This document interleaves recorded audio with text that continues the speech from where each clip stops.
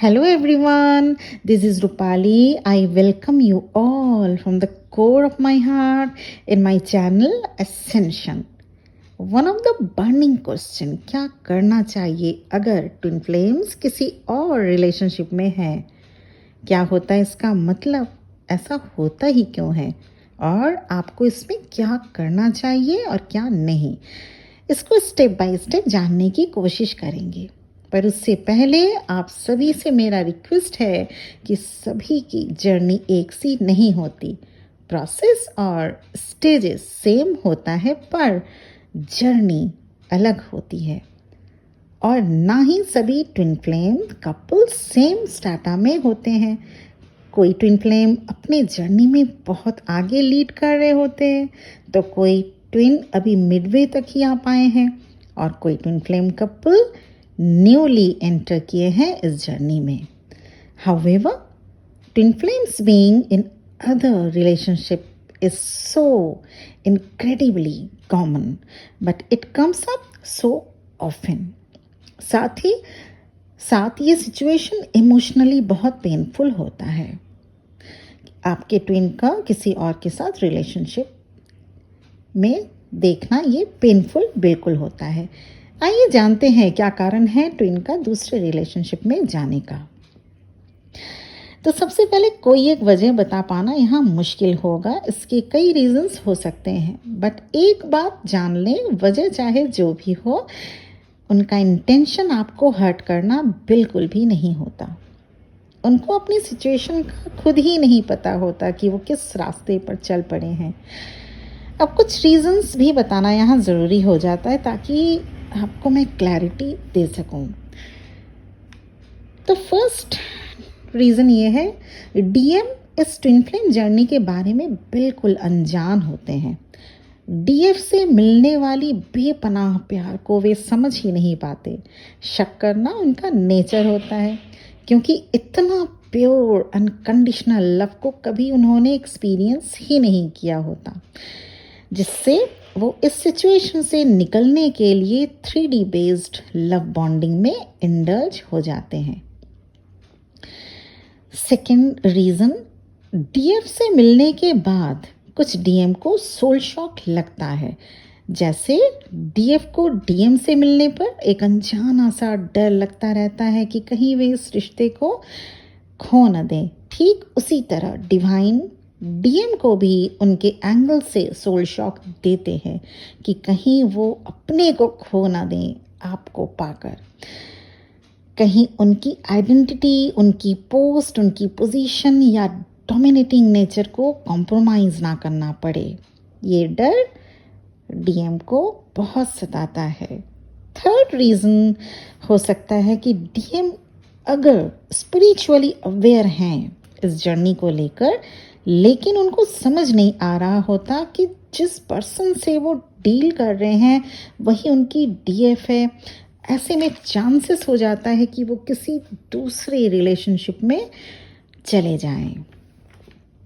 अब थोड़ा डिस्कस करते हैं, ये तो हुआ रीजंस, 3 रीजंस। अब थोड़ा डिस्कस करते हैं उन ट्विन फ्लेम्स रिलेशंस को जो आपसे मिलने के पहले से ही थे।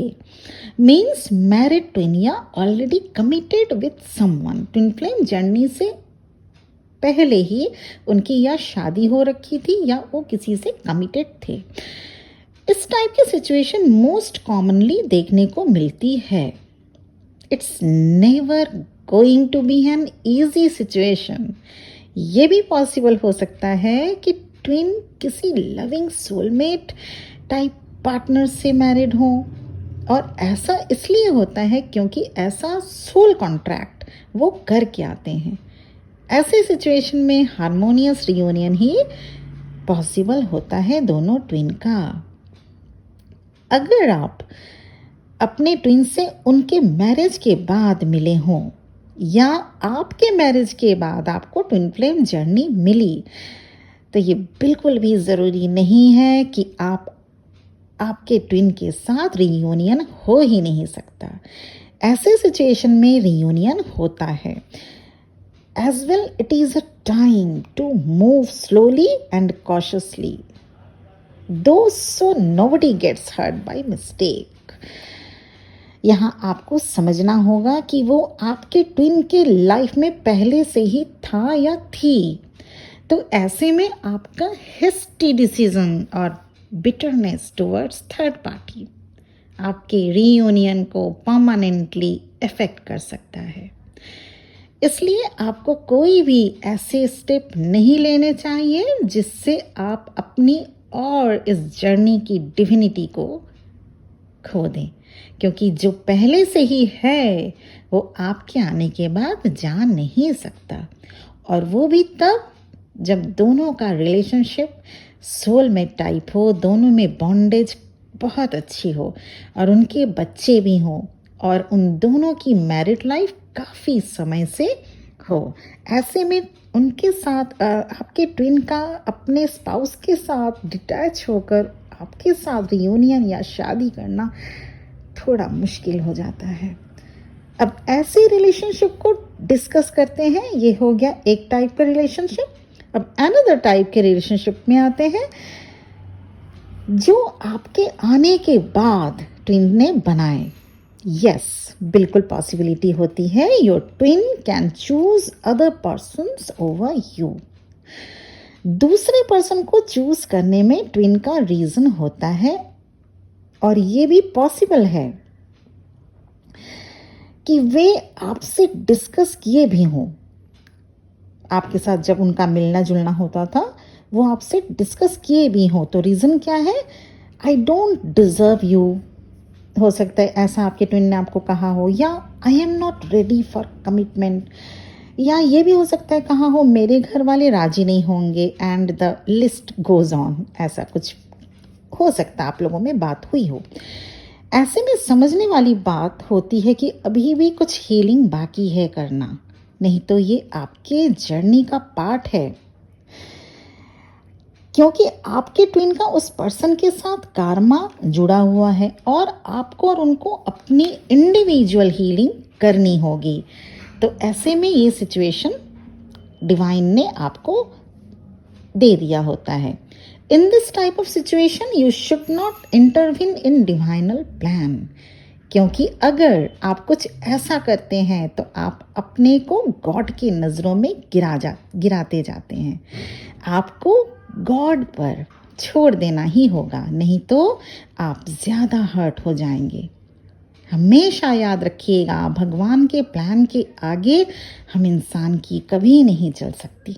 जो आपका है वो आपको देर सवेर मिलेगा ही। ऐसे में पेशेंस रखने की बहुत ज़रूरत होगी।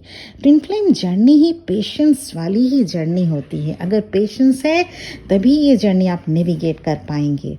पेशेंटली सिचुएशन को संभालिए, भगवान मिरेकल भी करते हैं।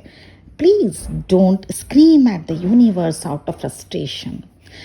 There are few things you should do at this stage. क्या करना होगा आपको? First, number 1, you need to focus on your own journey. Number 2, focus on your spiritual growth. और नंबर 3, follow the signs जो भी आपको यूनिवर्स से मिल रहे हों। अगर आप ट्विन फ्लेम से डील कर रहे हैं, अगर आप ट्रू ट्विन फ्लेम से डील कर रहे हैं, तो आपका रीयूनियन डेस्टिन्ड है।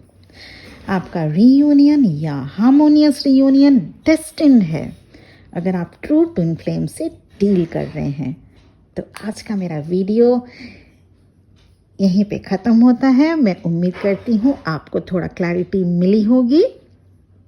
ओम नमः शिवाय।